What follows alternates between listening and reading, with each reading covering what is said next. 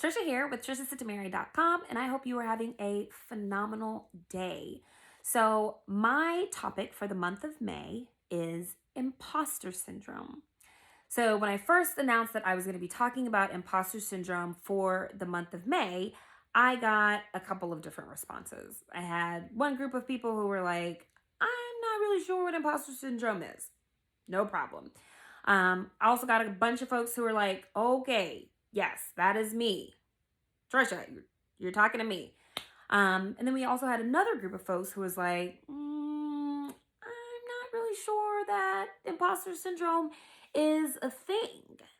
All very valid. So wanted to share two pieces of information. One, give you what the definition of imposter syndrome is, so we're all on the same page. And two, give you a couple of examples of what that might look like in your everyday life. So one, what is imposter syndrome? Imposter syndrome is the psychological pattern that causes someone to doubt their accomplishments or achievements, then has them living in a constant state of fear that they're going to be found out as a fraud. So what that could look like in everyday life is, for example, you apply for a job. You get your prep, you go through the interview process, and you get the job. You should be excited, right? This is exciting news. But instead, here comes imposter syndrome. I only got the job because I'm a woman. Or I only got the job because they were looking for a diversity hire. Why would they want me for the job? They only picked me because the person they wanted declined the offer.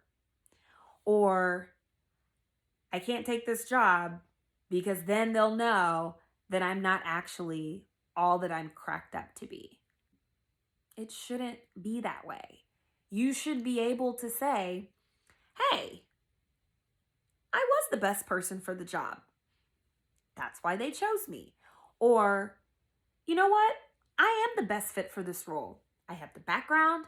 I have the leadership. I meshed well and I'm a great fit for the team. And I can do the job. That's why they picked me. But instead, that imposter syndrome gets into your head. And then what ends up happening, or what can end up happening long term, is that you think anything that happens to you is a stroke of luck, and you no longer want to try to pursue personal goals that at one point were important to you.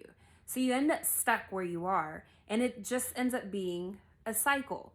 Stuck where you are. You're frustrated. Hey, I want to do XYZ. Why can't I do XYZ? I'm a failure because I didn't do XYZ. It just ends up being a continuous circle. So if that happens to be you, what do you do then? Awareness, understanding what imposter syndrome is, how that shows up for you is the best thing possible. If you know something, you can combat something. You can make a plan and say, okay, this is what I need to do in order to work through that. So that's going to be your first thing.